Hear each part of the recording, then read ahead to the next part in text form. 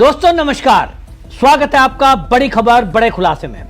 दोस्तों दिल्ली में जब से रेखा गुप्ता सरकार बनी है ताबड़तोड़ एक्शन हो रहा है और इस एक्शन में सबसे ज्यादा अगर किसी पर ध्यान दिया जा रहा है वो है रोहिंग्या और बांग्लादेशी घुसपैठिए।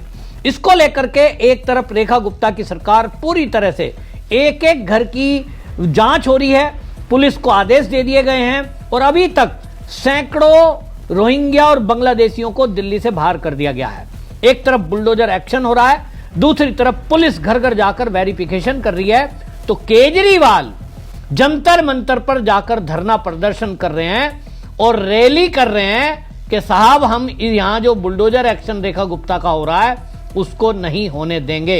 इस पर मनजिंदर सिंह सिरसा जो कि रेखा गुप्ता सरकार में पर्यावरण मंत्री हैं, उन्होंने सीधी सीधी चेतावनी केजरीवाल को भी दे दी है और रोहिंग्याओं को भी दे दी है कि दिल्ली में एक भी बांग्लादेशी और रोहिंग्या हम रहने नहीं देंगे।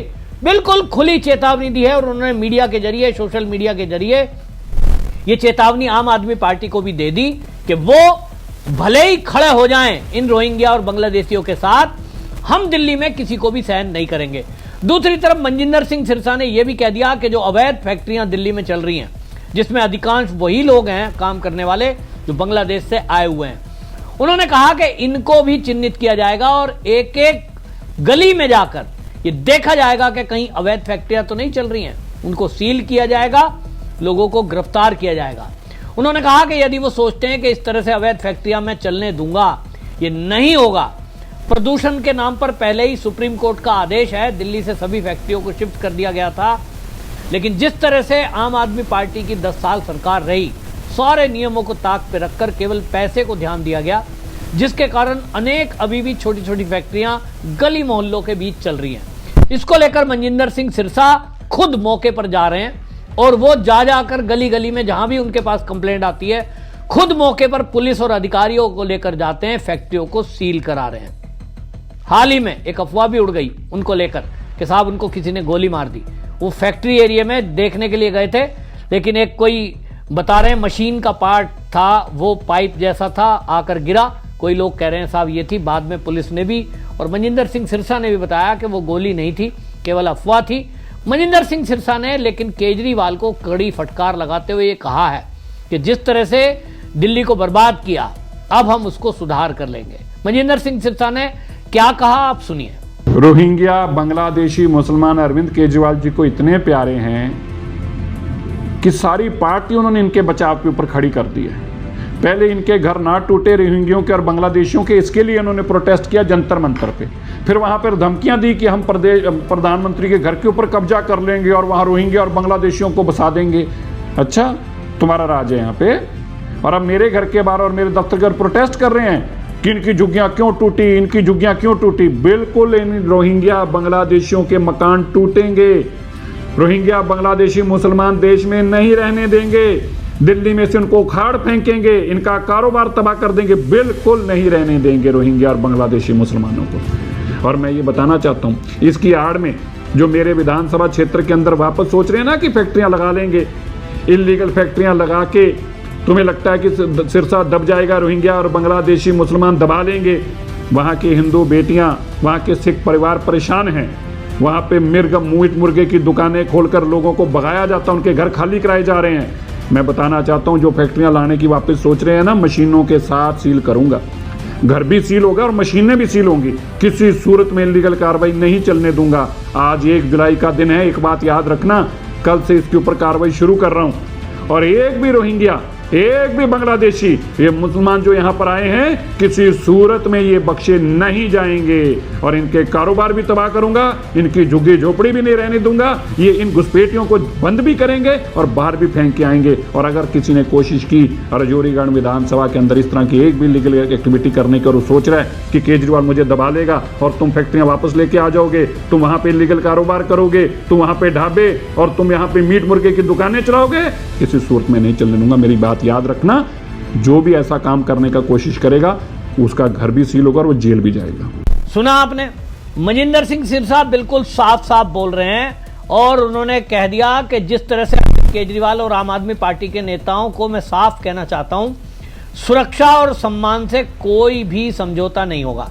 उन्होंने कहा कि जिस तरह से आपने बांग्लादेशी घुसपैठियों का पक्ष ले रहे थे और धरना प्रदर्शन करके कह रहे थे कि हम तो जी पीएम का घर घेर लेंगे, धमकी दी थी ना गोपाल राय ने। वो कह रहा था कि अगर आपने बुलडोजर नहीं रोका तो हम प्रधानमंत्री का घर घेर लेंगे, वहां हम जो है कब्जा कर लेंगे, इस तरह की बातें बोल रहे थे।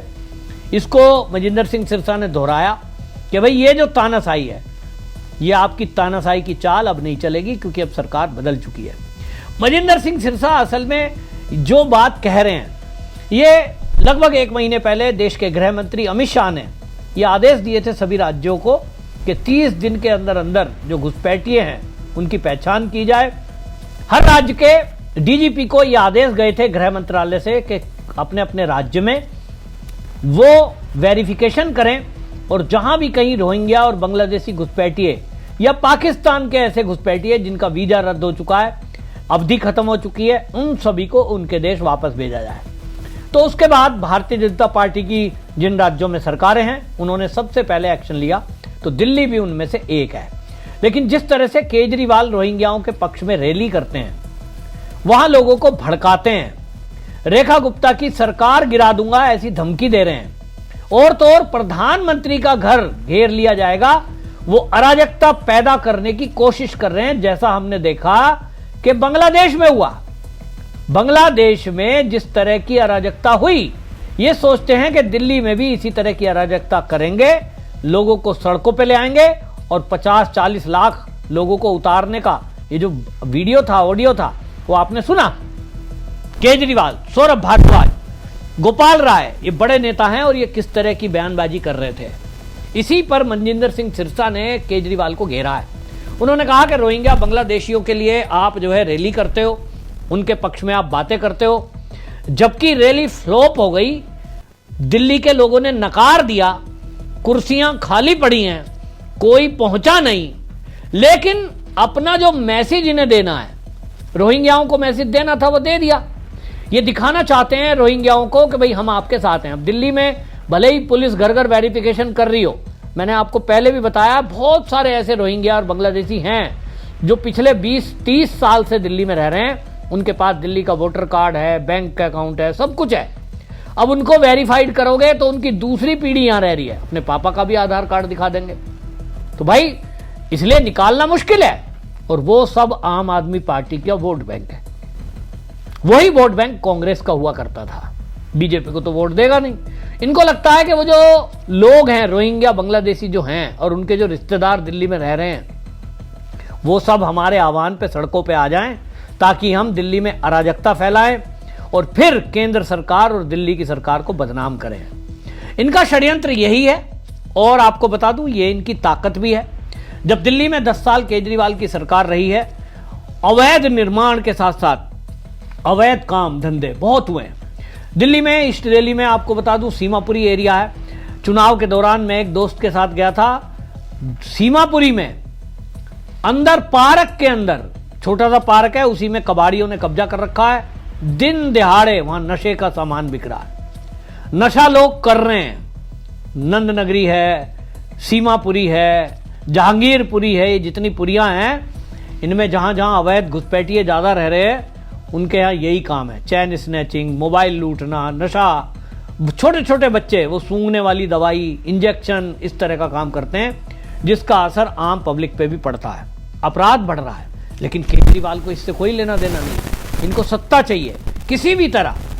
फ्री की बिजली, फ्री पानी, फ्री बस यात्रा, ये जो घोषणा की इन्होंने, क्या इनको दिल्ली के विकास से कोई मतलब था? उत्तर है नहीं। इनको केवल सत्ता चाहिए, तुम भी लूटो हम भी लूटें। और इस तर्ज पर अधिकारियों को खुली छुट्टी दे दी गई, और लूट की छूट जो दी गई उसके कारण आप देखिए ना कितने बड़े बड़े भ्रष्टाचार हुए हैं। क्लासरूम घोटाला कर दिया, बताओ 2000 करोड़ का घोटाला है। शराब घोटाला तो अलग ही है, महिलाओं के लिए ठेके खोल दिए। हालत यह है कि मोहल्ला क्लिनिक में बड़ा घोटाला हुआ। अब सारे इतने घोटाले हैं, एजेंसियां ठीक से काम नहीं करती, न्यायपालिका ठीक से काम नहीं करती, वरना तो अभी तक ये सब नेता जेल में होते हैं। लेकिन आज ये सोचते हैं कि अब सत्ता से दूर हैं, तो सत्ता में कैसे आए? इसका एक ही तरीका है कि सत्ता में, दिल्ली में तो अब आने से रहे, पूर्ण बहुमत की सरकार है, लेकिन जिन राज्यों में अब आने वाले दिनों में चुनाव है, ये वहां के इन लोगों को दिखाना चाहते हैं, रोहिंग्या और बांग्लादेशियों को, कि तुम्हारा सच्चा हितैषी हम हैं। यही होड़ लगी हुई है। टीएमसी, समाजवादी पार्टी, कांग्रेस, इन सब में एक ही होड़ है कि अपने को सबसे ज्यादा हम भरोसेमंद और चिंता करने वाला व्यक्ति पार्टी घोषित करें, जो रोहिंग्या और बांग्लादेशी को दिल्ली में बसाना चाहता है, देश में बसाना चाहता है। तो अरविंद केजरीवाल क्यों पीछे रहेंगे? और इसीलिए इसी फ्लो में गोपाल राय ने प्रधानमंत्री के घर के घेराव की धमकी दे दी। मजिंदर सिंह सिरसा बोल रहे हैं कि मेरे घर के सामने भी खड़े हो जा रहे हैं, धरना प्रदर्शन कर रहे हैं, बुलडोजर क्यों चलाया? वो कहते हैं इन बातों से मैं डरना तो घबराने वाला हूं, ना मैं रुकने वाला हूं और ना बुलडोजर रुकने वाला है। बहरहाल दिल्ली में ताबड़तोड़ एक्शन से आम आदमी पार्टी पूरी तरह बौखला गई है और यह देश के अंदर एक्सपोज करना अब राष्ट्रवादियों की जिम्मेदारी है कि पूरे देश को पता चले कि केजरीवाल गुजरात में प्रचार में जाएंगे, बिहार में प्रचार में जाएंगे, बंगाल में प्रचार के लिए जाएंगे कि नहीं जाएंगे। लेकिन अब अगले आने वाले दिनों में 5-6 राज्यों में चुनाव है, तो देश के लोगों को समझना होगा कि वो किसके पीछे खड़े हैं, अराजक लोगों के या राष्ट्रवादी लोगों के। आपकी इस पर क्या राय है? कमेंट में जरूर लिखें, वीडियो शेयर करें। वंदे मातरम।